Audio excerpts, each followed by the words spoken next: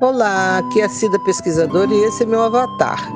Estou aqui para mostrar para vocês um projeto que tem por objetivo transformar textos acadêmicos em outra linguagem, uma linguagem mais dinâmica, uma linguagem animada, de animação digital, que possamos compreender melhor os conceitos que foram dados. O texto que trabalharemos hoje se chama O Ator Atuado, A Ovelha de Cúmbria em 2001, dos autores LOL e MOL, do ano de 2008. Esse texto nos ajudará na compreensão da teoria do ator-rede e seus componentes. Vamos lá? Nossa história se passa na região de Cúmbria, na Inglaterra, e tem como pano de fundo um surto de febre aftosa que atingiu fortemente a criação de ovelhas, muito importante para a economia local no ano de 2001. Os primeiros casos de infecção foram percebidos pelos fazendeiros, que rapidamente solicitaram a ajuda dos veterinários. Os veterinários, por sua vez, realizaram exames laboratoriais como de sangue e de mucosa nos rebanhos. Sendo as ovelhas os hospedeiros principais do vírus, em caso emergencial, o protocolo adotado foi sacrificar as ovelhas doentes o mais rápido possível. O assunto vai ganhando proporções maiores e chega até Londres, capital do país, e se torna pauta política do governo, já que começa a afetar as movimentações de exportação e importação. Nesse momento, os epidemiologistas são chamados a intervir e a pensar soluções para o caso. Orientam separar o rebanho infectado do rebanho sadio. No entanto, mesmo com essa intervenção, a febre aftosa persistia. Com o avanço da doença, os epidemiologistas sugerem, então, que os rebanhos infectados sejam sacrificados. Essa notícia foi recebida com muita resistência pelos fazendeiros.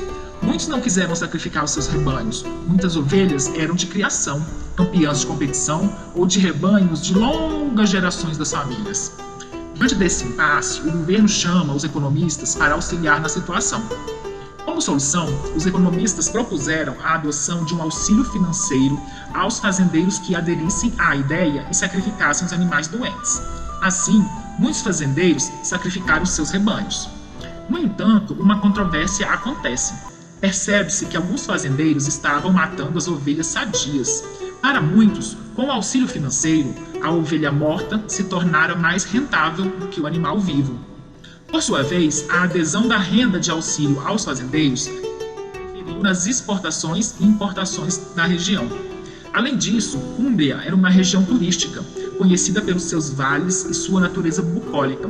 Porém, o surto da febre aftosa e a morte em massa das ovelhas também alterou essa paisagem. As ovelhas que antes se alimentavam do pasto, mantendo o terreno bonito e a paisagem bucólica e romântica, quase não existiam mais. Cúmbria perdia, assim, a sua maior atração turística. Nessa história, as ovelhas são elementos não humanos, correto?